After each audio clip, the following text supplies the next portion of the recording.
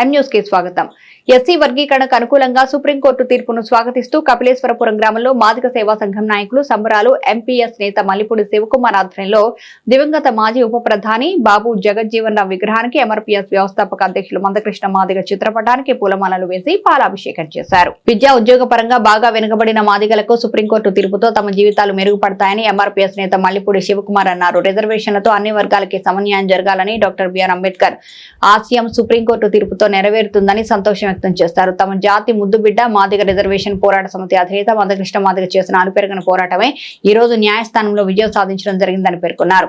MRPS ఉద్యమ పోరాటంలో పాల్గొన్న నాయకుడు యాలగడ్డ సత్యనారాయణకు సత్కారం చేశారు. అనంతరం స్వీట్లు పంచుకున్నారు. ఈ కార్యక్రమంలో పలివేల వెంకట్రావు, ముమ్మిడి వరపు పెద్ద సత్యం, కొమ్ము సతీష్, పలివేల సత్యనారాయణ, నాగరాజు, రాయి నాని, పిప్పర సతీష్ చంద్ర, అధిక సంఖ్యలో ఎంఆర్పీఎస్ నాయకులు, కార్యకర్తలు పాల్గొన్నారు.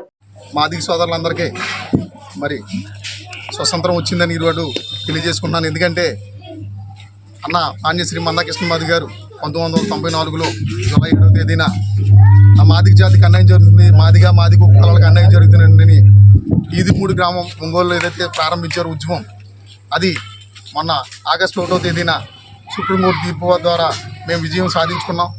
ఈ విజయానికి మూలకాలకులు మరి హర్యానా ప్రభుత్వం, మరి ఆంధ్ర రాష్ట్రంలో కూడా వర్గీకరణ అమలు జరగాలని చెప్పి సుప్రీంకోర్టులో స్టే చేయటం, అది దాన్ని సుప్రీంకోర్టు స్వీకరించి మరి 1వ తేదీన ఆయా రాష్ట్రాలు వర్గీకరణ సమర్థిస్తుంది సుప్రీంకోర్టు అని చెప్పి మాకు అనుకూలంగా తీర్పు ఇవ్వడాన్ని మేమందరం కూడా హర్యానా పంజాబ్ ప్రభుత్వాలకి ఇద్దరికి కూడా యావత్తు భారతదేశంలో ఉన్న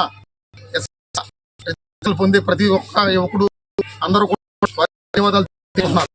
మరి అన్న మాన్యశ్రీ నా జాతి వెనకారిపోతుంది, రిజర్వేషన్లు ఉంటే విద్యా ఉద్యోగ రంగాల్లో రాజకీయ రంగాల్లో అన్న సుదీర్ఘం చేసి సంవత్సరాలు సార్లు అమ్మ నిరాహార దీక్షలు, పాదయాత్ర అన్ని ఎన్నో నా కోసం పోరాటం చేసి జాతికి